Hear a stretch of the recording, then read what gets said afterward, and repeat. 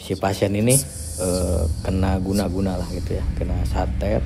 Kelakuannya pribadinya itu seperti monyet. Kalau secara logika itu kan jauh ya saya sama si pasien itu. Ternyata baru masuk ke kamar dia loncat ke saya di kamar mandinya, katanya banyak darah. Itu banyak darah, keluar darah nggak habis-habis. 2 hari 3 hari mah itu setiap di banjur di titik tertentu keluar darah terus katanya.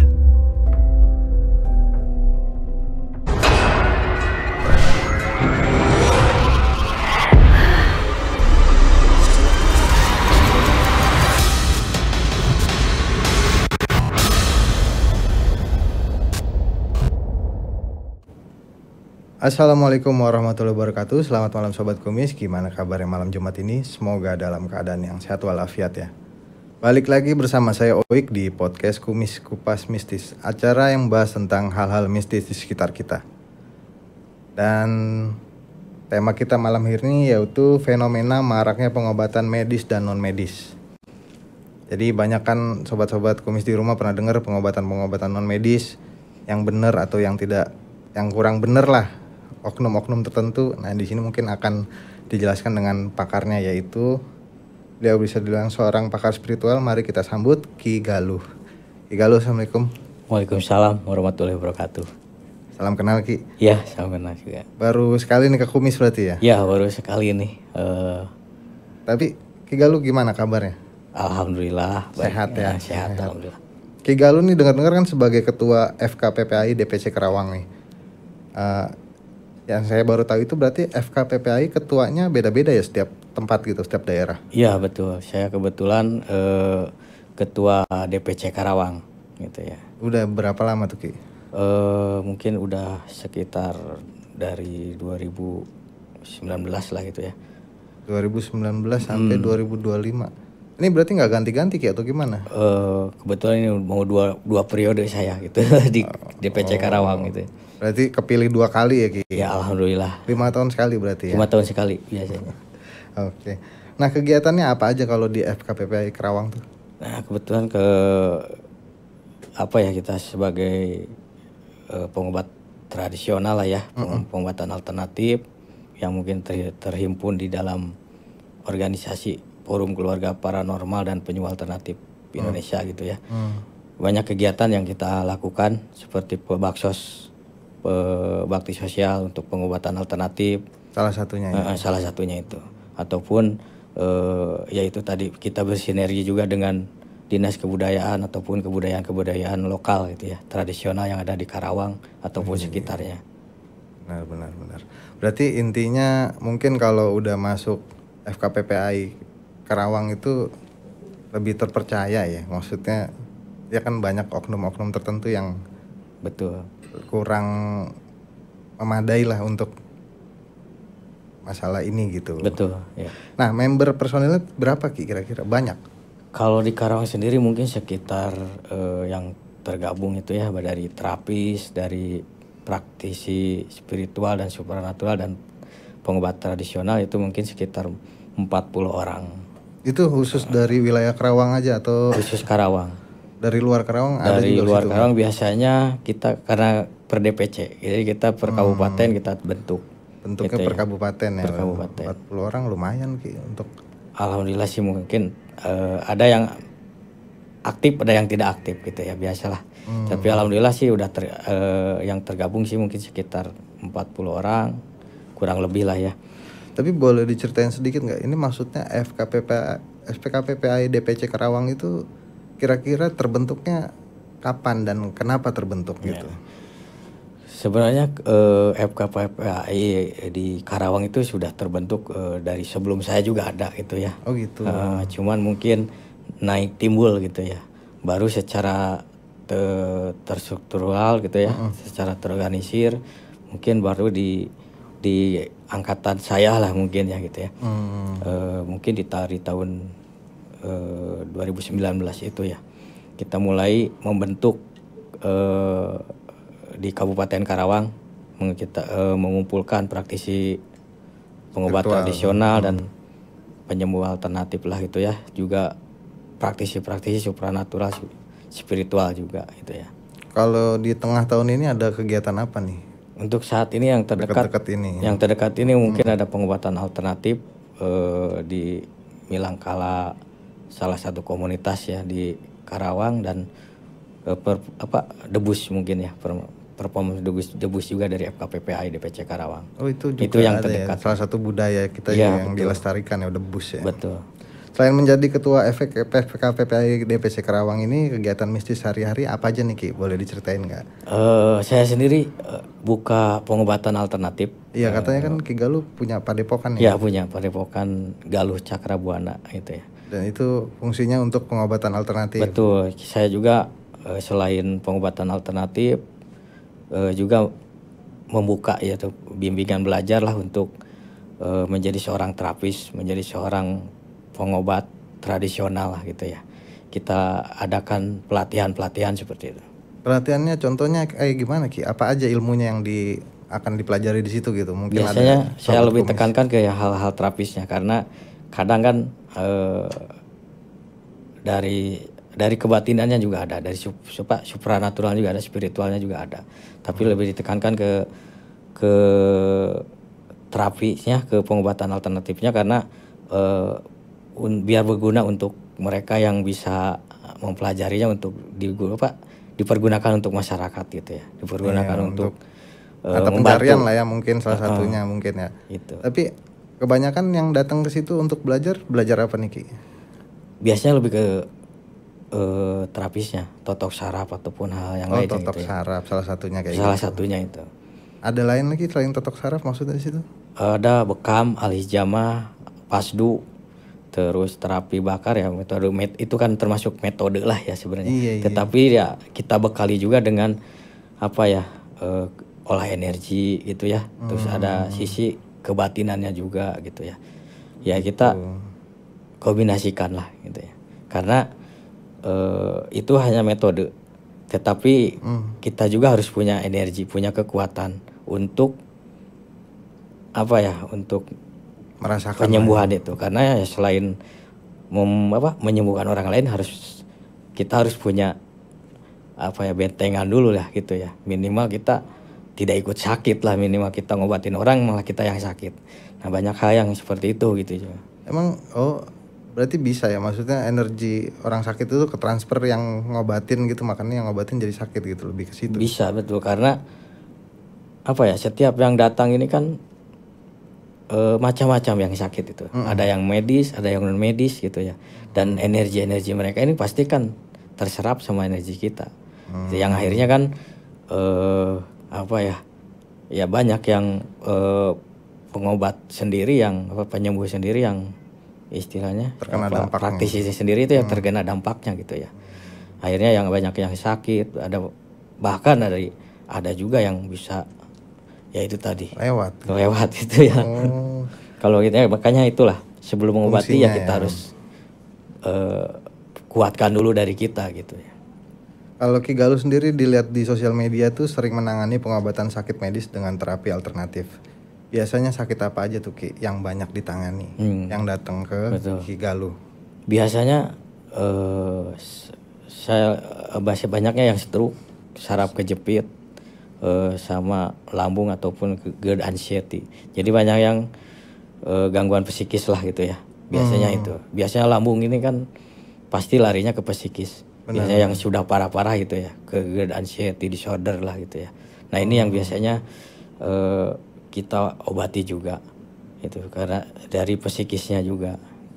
Tapi akar permasalahan yang menarik nih kan, mungkin kebanyakan di masyarakat kota tuh kebanyakan punya penyakit GERD anxiety ya. Betul.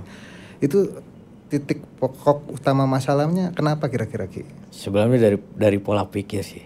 Pola pikir, ya intinya dari sana. Jadi pikirannya ketika stres kan larinya ke lambung. Ketika lambung naik naik ke rongga dada, itu namanya GERD. Ketika GERD ini biasanya udah kemana-mana pikirannya. Takut meninggal lah, takut ini, takut jantung gitu segala macam. Betul. Nah itulah jadi kecemasan berlebihan, ketakutan yang berlebihan, yang akhirnya itu jadi stres sendiri. Itu akan memperparah rasa sakitnya. Nah ini biasanya psikisnya ini yang harus kita tangani. Berarti udah semi-semi bisa kayak psikiater gitu ya.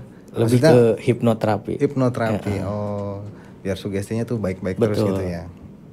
Penyakit medis yang parah akut biasanya proses penyembuhannya berapa lama nih Ki? Yang parah akut, yang medis ya. Kalau yang medis tergantung juga sih Pak. Tergantung gimana? Tergantung biasanya kalau apa ya, yang kena non medis biasanya ya pasti ada juga. Kalau dari awalnya kena non medis biasanya bisa langsung hari itu juga biasanya Sembuh. langsung ada perubahan lah gitu ya. Iya. Gitu ya. Tetapi ya itu tadi biasanya saya namanya terapi itu kan ada apa ya namanya, ada tahapan tertentu dikondisikan dengan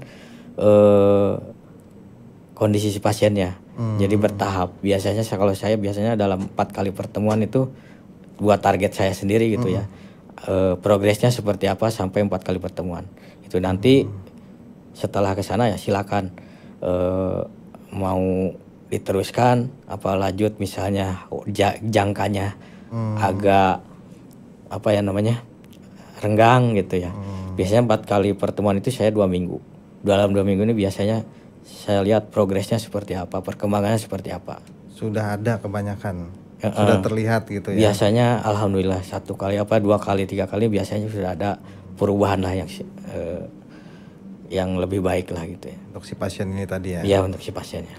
Ya mungkin kan kalau kebanyakan datang ke penyembuhan alternatif memang yang saya tanyain ini awal memang si terapis ini mau datangnya suruhnya ya udah 3 kali datang ke sini insya Allah udah sembuh gitu.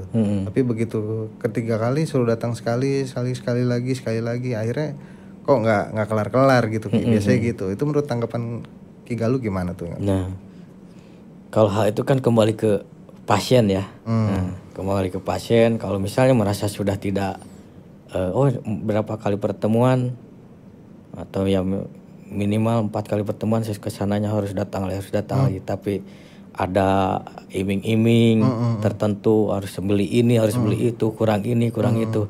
Nah ini mendingan stop aja lah gitu ya. Jadi udah kelihatan ya Ki ya? Ya kayak gitu ya. Intinya udah ke arah-arah ya memanfaatkan lah mungkin gitu ya. Oke, ada pantangan-pantangan nggak Ki kalau medis gitu di Ki Galuh? Kalau secara pengobatan medis ya kita mengikuti apa ya namanya dari medis aja gitu ya. Misalnya kayak penyakit tertentu nggak boleh makan tertentu ya kita ikutin. Tetapi kita juga tidak memantang makanan gitu ya, nggak harus karena apa, ketika kita sakit terus ada yang dipantang. Sedangkan kan tubuh kita juga perlu nutrisi dari makanan yang lain itu. Kita pantang nutrisi itu makanya akan merusak juga gitu apa sih namanya tubuh kita juga gitu ya. Yang akhirnya kan kekurangan energi, kekurangan nutrisi, kekurangan apa gitu ya. Yang dari pantangan itu. Baiknya ya jangan berlebihan aja sih. Jangan berlebihan ya, padahal boleh istilahnya boleh, jangan berlebihan tapi boleh gitu. Tapi jangan berlebihan. Intinya seperti itu aja. Iya benar. Tapi kalau boleh tahu ada nggak sih Ki kalau datang ke Ki Galuh ini untuk berobat ada maharnya nggak sih? Nah untuk mahar, kalau untuk pengobatan saya tidak memasang tarif dan tidak ada apa ya namanya, tidak ada uang pendaftaran ataupun tidak harus beli ramuan herbal hal apapun itu. Kalau di saya pribadi ya, itu jadi tidak ada tarif tertentu itu ya untuk pengobatan. Berarti intinya bayar sukarela aja mungkin. Sukarela, kecuali ya itu tadi ada hal-hal atau hajat tertentu yang mungkin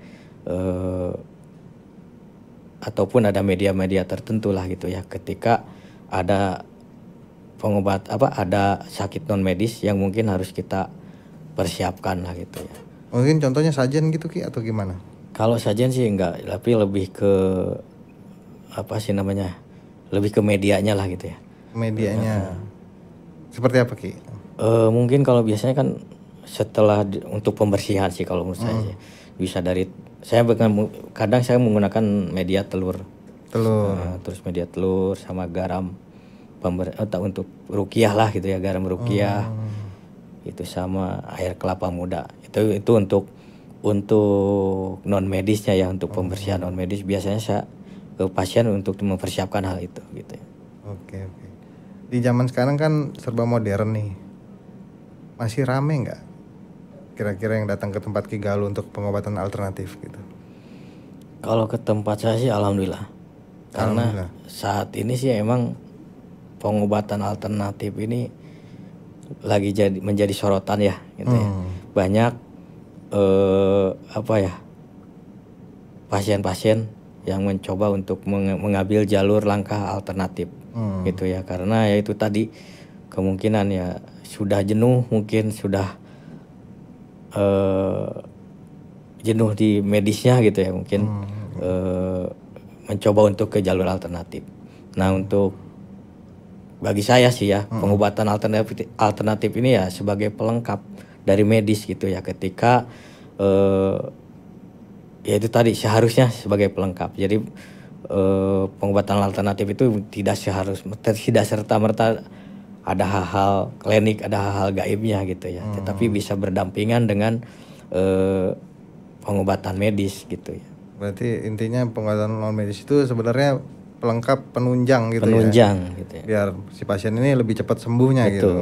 Nah itu tapi tidak terlepas juga ketika ada non medisnya. Nah gitu ya. Nah ketika non medisnya ini yang mungkin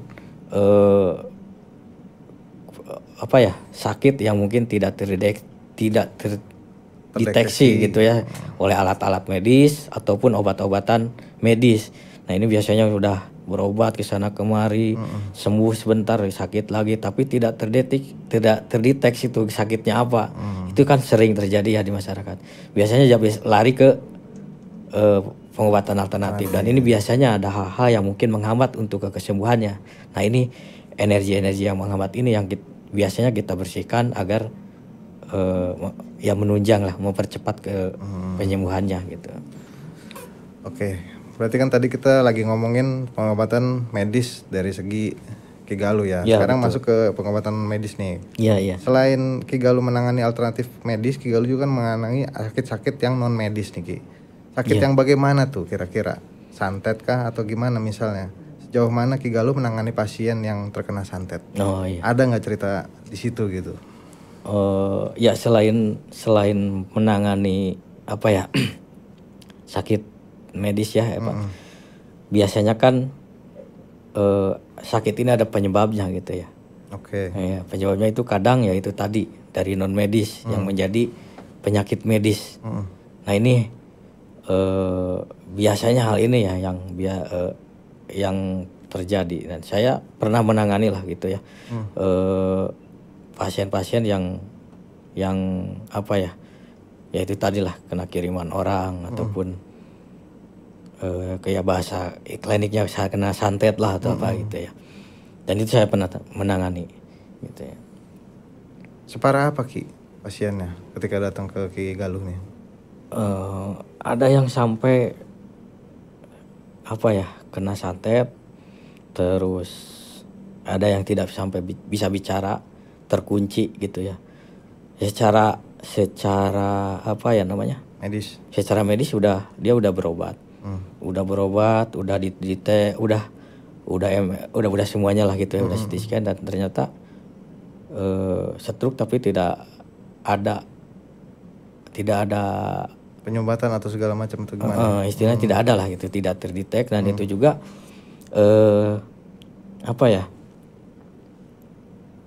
stroke emang ada sedikit ketarik gitu ya dari ini, terus mulut nggak bisa ngomong. Nah ketika ditangani itu langsung bisa bicara dan tangan normal kembali. Nah itu biasanya karena kena energi yaitu tadi lah gitu ya, energi santet, energi yang dikerjain orang lah gitu ya. Nah itu bisa dilihat dari di live saya di FB ataupun di TikTok ya, yang tadinya tidak bicara dan saat itu juga langsung bisa bicara dan tangannya bisa langsung bergerak, dan itu murni, nggak ada trik, nggak ada apapun, karena emang ada energi yang tidak baik gitu yang membuat dia seperti itu gitu. Tapi Untuk Ki Galuh sendiri ketika menangani pasien seperti itu ada impactnya nggak sih Ki? Gimana? Ada Impactnya nggak? Ada pasti ada. seperti apa tuh Ki? Ya itu tadi biasanya kan kalau saya sendiri ya melakukan pembersihan sendirilah gitu ya, secara pribadi, karena kan pasti ketika mengobati lah gitu ya, mengobati pasien udah pasti, apalagi non medis. Bahkan sampai ada ya itu lah, di lemari saya ada belatung, di rumah ada ular kecil, itu tanpa apa tiba-tiba gitu ya. Dan itu emang apa ya, ya rumah setiap hari dibersihkan, apalagi lemari setiap hari ya dibersihkan. Saya setiap hari ngambil baju gitu ya di situ.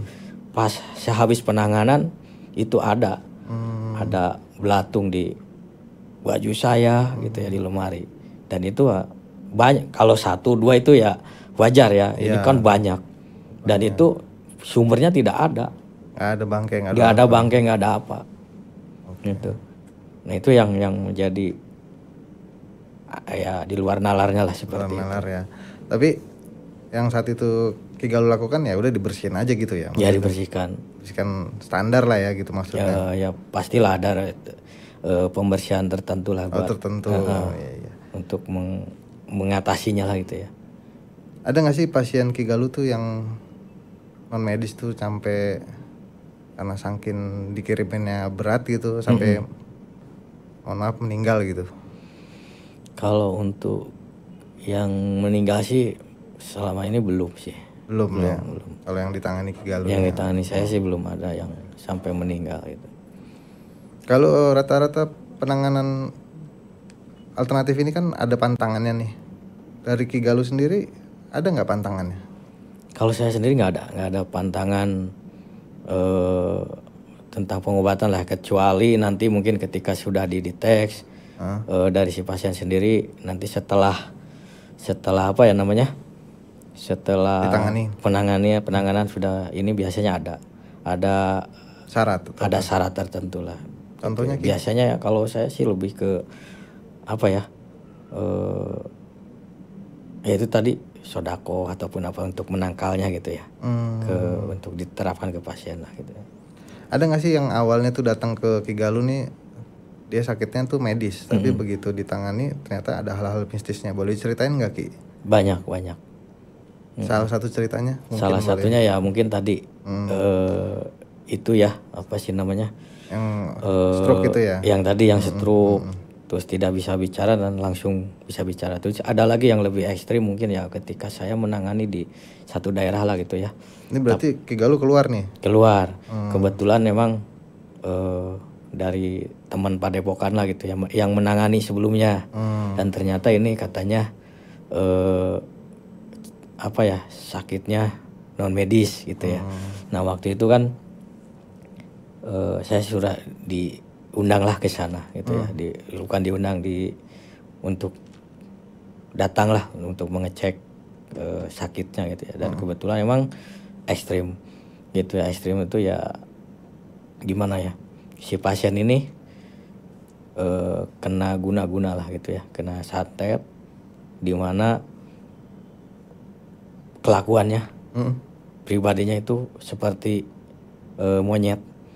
Gitu. Seperti binatang gitu, kayak monyet lah gitu ya. Kayak makan udah makannya pisang, terus tidur pun menggantung gitu.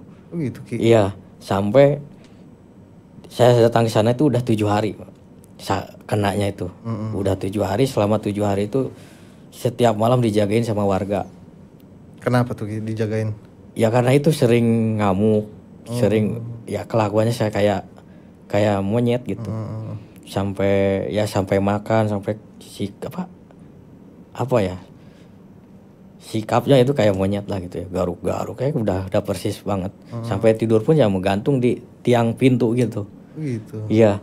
Nah ini setiap malam dari warga itu nungguin. Ya takutnya kenapa-napa. Bahkan sampai kencing pun dia wanita ya. Oh gitu. Wanita kencing pun udah los aja jadi depan orang-orang ya gitu aja. malah sampai di apa ya pakai samping itu ya kain sama warga inisiatif sendiri mungkin biar kencingnya gitu ditutupin gitu ya. Nah itu hal ekstrim banget. Saya datang ke sana langsung menyerang saya gitu. Padahal ya sebelum saya juga itu emang udah ada yang nanganin, udah ada paranormal, ada ustadz, ada kiai katanya. Ya, itu cerita dari mereka gitu ya. Dan alhamdulillah ketika apa ya saya tangani seketika juga langsung sembuh, itu langsung sadar, langsung ya sadar lah, mulai sadar gitu ya. Oh gitu Ki. Iya. Dan ya itulah tadi ceritanya sih kena santet, kena guna-guna dari istri tua. Jadi kebetulan nih istri muda. Sebelumnya sih istri tuanya datang melabrak ke rumahnya terus sambil lemparin apalah gitu di situ. Nah dari situ dia langsung nggak sadarkan diri, langsung berubah seperti itu.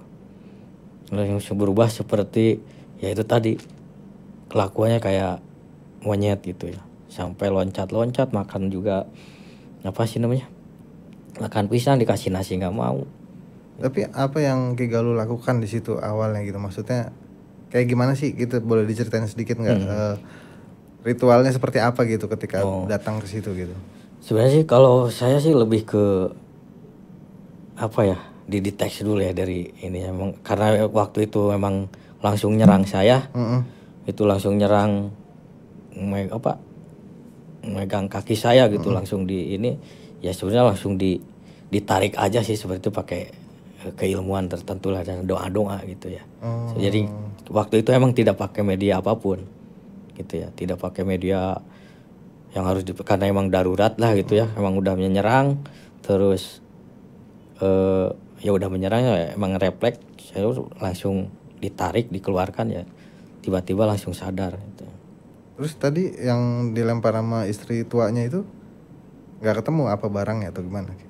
Nah itu setelah inilah setelah apa ya namanya setelah sadar di kamar mandinya katanya banyak darah itu banyak darah keluar darah nggak habis-habis sampai ya 2 hari 3 hari mah itu setiap di banjur di titik tertentu keluar darah terus katanya. Oh gitu. Seperti itu. Dan tapi waktu itu sehabis di apa ya namanya? Sehabis diobatin, dia langsung beraktivitas seperti biasa. Nyuci seperti apa? Layaknya biasa. Apa ya namanya ya? Ya itulah. Ya normal aja. Normal gitu. Itu. Saksi hidupnya masih ada orangnya. Sampai sekarang kalau misalnya mau diceritakan lah gitu ya. Dan banyak saksi karena pas pengobatan kan di situ banyak warga yang melihat. Banyak apa sih namanya warga yang melihat kejadian itu. Karena ya emang pas waktu kejadian itu saya malam datangnya gitu ya. Dan ketika pas malam datang itu ya alam juga udah nggak baik gitu. Tiba-tiba dari cerah langsung apa ya namanya ya? Gelap gitu. Gelap hujan. Ini hujan angin, petir. Itu yang bikin aneh mistisnya berasa gitu ya. Berasa ya. Berasa banget. Dan dari situ ya pas saya masuk itu langsung apa ya nyerang gitu kayak nerekam gitu. Dan itu loncat. Kalau secara logika gitu kan jauh ya saya sama si pasien itu kan saya mau ikut ke kamar mau ritual sebenarnya mau ritual untuk mempersiapkan ternyata baru masuk ke kamar dia loncat ke saya loncat langsung kayak nangkap ini tapi apa ya kayak ngerangkul gitu nggak dilepasin jadi refleks mungkin ya ketika itu ya langsung ya dikeluarkan lah gitu ya langsung ditangani gitu ya dan alhamdulillah waktu itu juga langsung sadar sembuh dan itu emang dilihat disaksikan banyak orang ya. Banyak orang. Tidak apa ya namanya? Bukan settingan atau apa gitu ya. Emang real itu nyata. Real. Berarti Ki Galuh bisa ngerasain ya, maksudnya orang-orang yang datang ke Ki Galuh ataupun orang sekitar Ki Galuh kalau ketika ada energi-energi negatif yang lagi mendekat, Ki Galuh kira-kira bisa ngerasain berarti? Insya Allah bisa. Biasanya terdeteksi kalau misalnya datang sakitnya medis nih. Biasanya ada terdeteksi kalau bisa merasakan lah gitu ya. Wah, kalau ini ada hal-hal yang tidak baik lah gitu ya, ada energi yang nggak baik yang mungkin menghambat ke kesembuhannya. Jadi ya biasanya saya sarankan bersihkan dulu apa sih namanya hal-hal yang menghambat ini. Kalau ada yang menghambat ini berarti ya insya Allah gitu ya bisa menunjang ataupun mempercepat ke kesembuhannya gitu. Soalnya kan fenomena sekarang itu banyak terjadi tuh kan, banyak pasien yang rela antri berbondong-bondong tuh di satu tempat gitu. Betul. Pengobatan alternatif itu. Sampai ngantri, sampai banyak gitu. Terus menurut Ki Galuh sendiri hal-hal seperti itu kayak gimana sih maksudnya? Nah, sebenarnya fenomena maraknya pengobatan alternatif sampai ngantri sampai banyak ini kan sebenarnya tidak lepas dari pengaruh media ya, media sosial gitu ya. Ada YouTube, ada konten ataupun ada ya yang menunjang lah gitu untuk ya promosi. Namun ya ketika setelah banyak antrian ini kan otomatis kan banyak pasien bahkan sampai berbulan-bulan baru bisa dipanggil ya gitu ya. Dan mereka banyak menangani bisa 1 orang 100 hari. Nah, bayangkan aja saya aja sebagai pengobat tidak akan fokus gitu ya ketika mengobati pasien dengan sebanyak mungkin gitu ya. Makanya saya sering batasi 1 hari kadang maksimal 10 orang gitu ya. Nah itu untuk satu ya untuk menjaga keseimbangan energi saya ataupun vitalitas saya juga gitu ya. Dan fenomena yang saat ini banyak ya gitu sampai ngantri rela, ada yang sampai tidur di tempat itu ya dari malam udah datang padahal pagi itu kan gitu. Kadang sampai berbulan-bulan daftar baru dipanggil gitu ya. Nah itu kan ya biasanya kalau menurut saya sih ya kalau ada maunahnya gitu ya insya Allah lah bisa sembuh gitu. Tapi kalau secara energi ketajribannya kan mungkin akan berkurang ketika udah beberapa orang kita menangani, otomatis kan kekuatan kita juga pasti akan menurun. Nah ini kan terkuras gitu. Betul. Nah itu akan mempengaruhi juga gitu ya, mempengaruhi juga ke ke pasien juga. Akhirnya kan satu tadi kadang yang datang ditangani cuman 10 menit, 15 menit, sedangkan yang jauh kan ngantri kasihan gitu ya. Nah ini kan ya itu tadilah banyak mungkin ya itu tadi dari media sosial, termakan endorse, termakan hoax ataupun termakan promosi lah gitu ya. Ya sah-sah saja sih kalau masalah itu ya. Tetapi kan tetap kalau kita jalurnya di pengobatan alternatif untuk membantu orang ya kita berikan yang maksimal gitu ya. Berarti kuncinya juga pasien harus bisa melihat-lihat gitu ya. Betul, karena gini, ketika pasien datang ini kan sebenarnya orang pengen didengarkan ya, gitu. Pengen didengarkan keluh kesahnya, sakitnya yang dirasakan. Otomatis kan perlu ruang privasi, perlu konsultasi seperti apa. Nah ini kan ini akan mendorong gitu ya, si pasien menjadi ngerasa nyaman, merasa secara sugesti dia akan merasa ada semangat lagi gitu ketika ada yang mendengarkan keluh kesahnya. Dia kan pasti bicara nih saya sakit begini. Nah cuman ada juga yang udah ngantri-ngantri gitu ya, dipanggil datang, ditangani udah berangkat. Nah tidak ada diberikan kesempatan gitu ya pasien untuk berkeluh kesah dulu ataupun istilahnya konsultasi lah gitu ya. Konsultasi ya. Nah ini ya itu mungkin pandangan dari saya saja. Menurut Ki Galuh seperti itu. Tapi emang ada benernya sih kalau kayak gitu. Maksudnya pasien kebanyakan orang sakit lah intinya tuh. Pertama masalahnya mau didengerin orang dulu. Betul. habis itu baru penyakitnya. Betul, Kayak karena gitu kan ketika di rumah kadang orang sekitar di rumahnya ini udah jenuh gitu ya. Bahkan ada yang udah putus asa.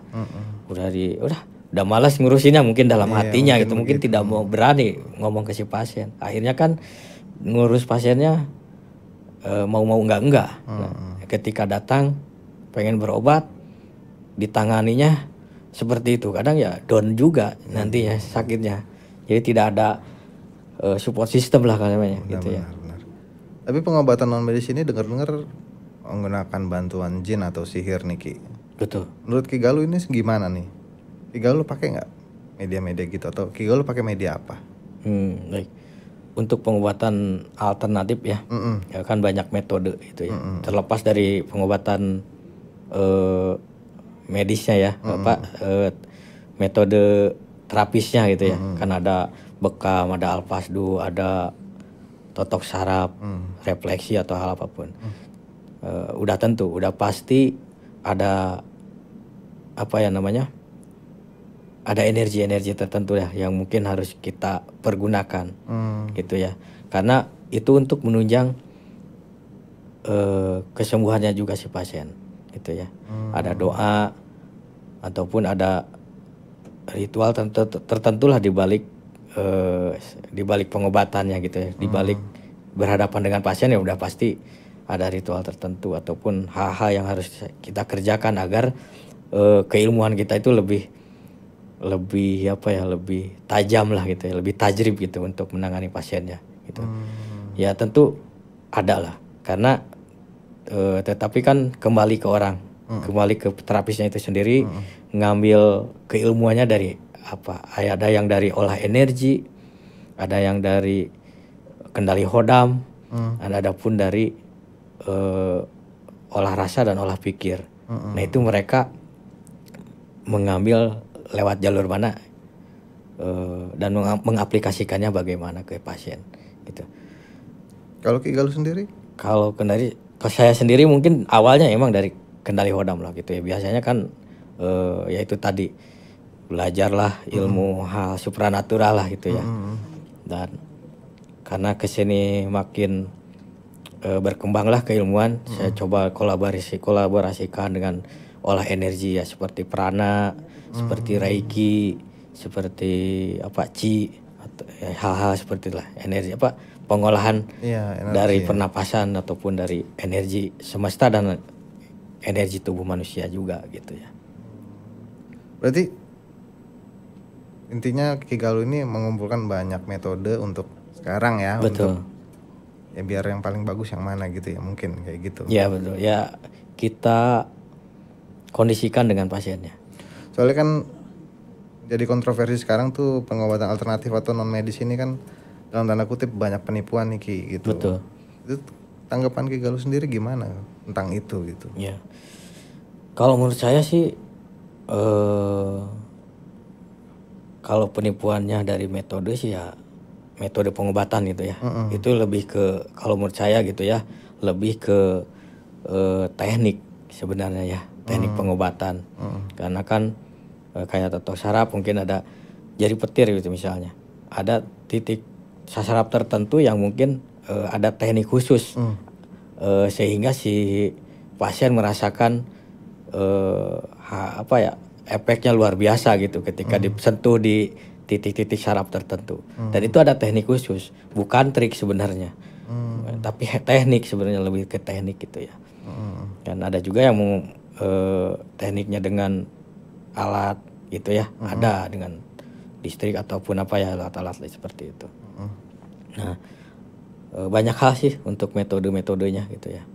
Jadi itu sah-sah saja selama tidak merugikan gitu ya. Selama kita memakai metode apapun, selama kita memakai SOP gitu ya, makanya kita sandingkan dulu. Makanya FKPP inilah ya itu untuk menghindari gitu ya, praktisi-praktisi yang mungkin dalam kutip ya nakal ataupun apa gitu ya. Berarti sebagai wadah sekaligus sebagai ini ya untuk tolak ukur lah, di sini gak begini nih gitu. Betul. Maksudnya. Nah orang awam tuh ada cara khusus nggak untuk menangkal agar pasien tuh atau si orang ini nggak terkena gangguan-gangguan seperti itu Ki? Gangguan mistis atau ilmu hitam? Jadi Entah di rumah atau betul. buat pagar diri sendiri gitu. Ada nggak Ki kalau untuk orang awam? Kalau untuk orang awam satu lebih ke apa ya, membentenginya satu ya tetap kita dengan agama lah tentu ya itu ya. Ada mungkin amalan-amalan tertentu yang harus kita amalkan. Nah selain itu ya, selain dari amal-amalan ada juga yang harus kita tekan itu dari pola pikir juga. Karena kan ya itu tadi santet ataupun kiriman orang bentuknya kan teror dulu ya, bentuknya teror dulu, meneror. Nah ketika ada teror, ditemukan apalah gitu di rumahnya, benda-benda mistis, wah ada boneka, ada apa misalnya, ataupun ada hal-hal lain lah gitu, ada ular, tiba-tiba ada ular, ada ini, otomatis kan mindsetnya udah ini udah buyar lah gitu ya, udah wah ini saya kena ini, pasti saya ada kiriman dari orang. Nah ini pola pikir ini yang harus kita tetap kuatkan, jadi nggak berpikiran negatif, nggak berpikiran kemana-mana. Dan tetap ya itu tadi bisa dengan dibekali dengan zikir, dibekali dengan amalan-amalan tertentu untuk menangkal agar pikiran positif kita ini tidak terpengaruh oleh teror santet ini. Jadi ketika pikiran kita udah kacau ya energi itu kan masuk, mungkin kan kalau udah masuk gitu. Tiba-tiba ada binatang liar masuk ke rumah ya tinggal dikeluarin aja gitu Ki ya, maksudnya jangan mikir macam-macam dulu gitu. Ya betul. Coba biasanya kan pasti panik karena tiba-tiba ada benda-benda aneh di rumah, ada binatang aneh di rumah, itu kan pasti orang akan terus berpikirannya ke hal-hal mistis.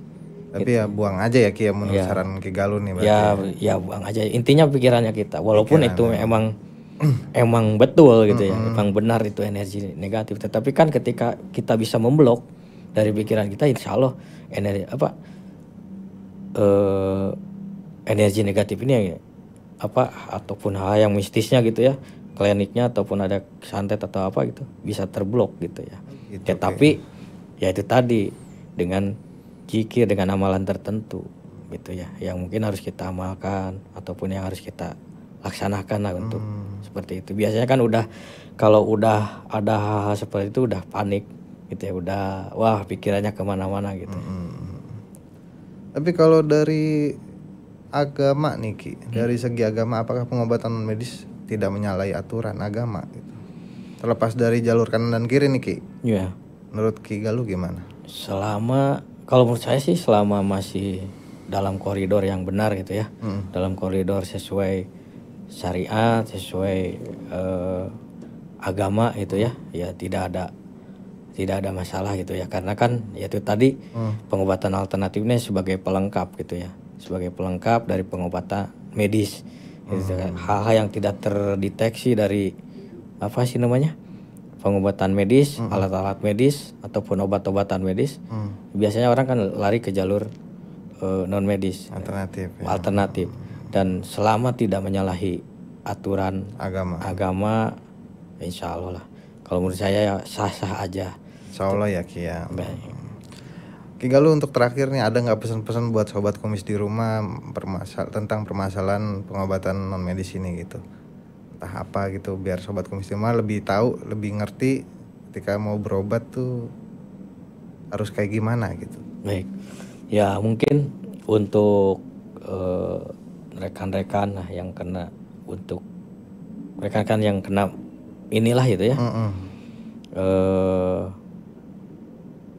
Intinya satu, mental block kita, pikiran kita agar tetap senantiasa lah gitu ya, berzikir, mendekatkan diri ataupun olah rasa kita lah gitu ya, lebih dikuatkan lagi gitu ya. Gitu, seperti itu. Oke Ki. Baik Ki, demikian obrolan kita dengan Ki Galuh. Semoga ada pengetahuan dan pelajaran bisa kita ambil dari obrolan ini. Sekali lagi Ki Galuh, terima kasih udah mampir ke Kumis. Iya, Kapan-kapan sama-sama. ngobrol-ngobrol lagi ya Ki. Iya. Mudah-mudahan sehat selalu Ki. Amin ya Rabbal. Dan terus update tentang kumis kupas mistis setiap malam Jumat di YouTube Dundilan Transvision atau Transvision Official karena selalu ada kisah-kisah mistis di setiap episodenya. Saya Oik undur diri. Assalamualaikum warahmatullahi wabarakatuh. Salam kumis.